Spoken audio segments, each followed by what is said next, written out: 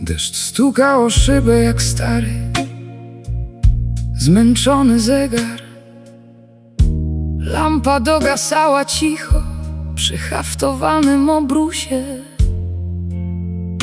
2 minuty po 2 nad ranem, a serce znało ten niepokój wcześniej niż uszy.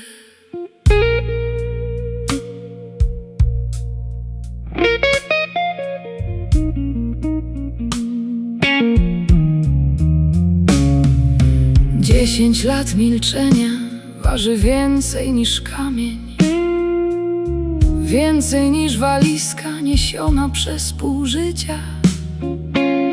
Przy stole została filiżanka po herbacie i fotografia, której nigdy nie umiałam schować. Nagle dzwonek przeciął ciszę jak ostrze. Drżąca ręka podniosła słuchawkę powoli.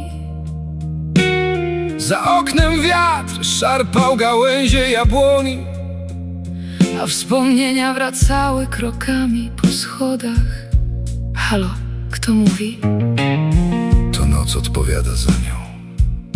To twoja córka. Po 10 latach. Po 10 latach łez. Dlaczego teraz? Bo nie miała dokąd pójść, bo serce czasem przegrywa z dumą. Nie pytaj mnie o dumę. Pamiętam drzwi zamknięte gwałtownie, słowa ciężkie jak grudniowy śnieg. Pamiętam jej oczy pełne gniewu i własny głos, Którego wstydzę się do dziś. Mamo! mogę przyjechać. Tak zabrzmiał jej głos przez druty i ciemność. Mamo! Mogę przyjechać. Przecież zawsze mogłaś.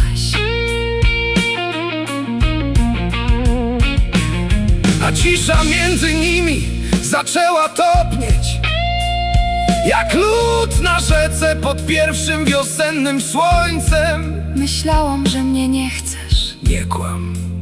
Naprawdę tak myślałam. A ja myślałam, że ty nie chcesz mnie.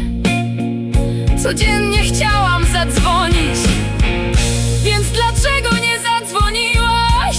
Bałam się twojego głosu. A ja czekałam na niego każdej nocy. Za oknem płynęła ciemność.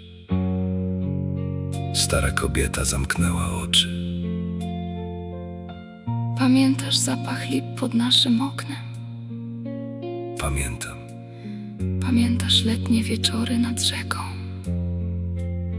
Pamiętam wszystko. Nawet to, czego chciałam zapomnieć. Ja też.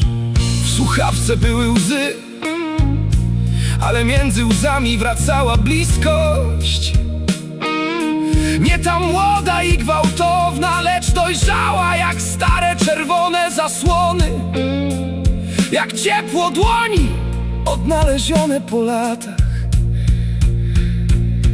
Jeśli przyjadę, To usiądziesz przy stole. a jeśli będziesz miała żal, To wypijemy go razem z herbatą. nie umiem już być silna. Nie musisz, Mamo, córeczko. droga jest długa, ale jeszcze prowadzi do domu. Powoli, bardzo powoli. 10 lat nie zgasiło światła w oknie.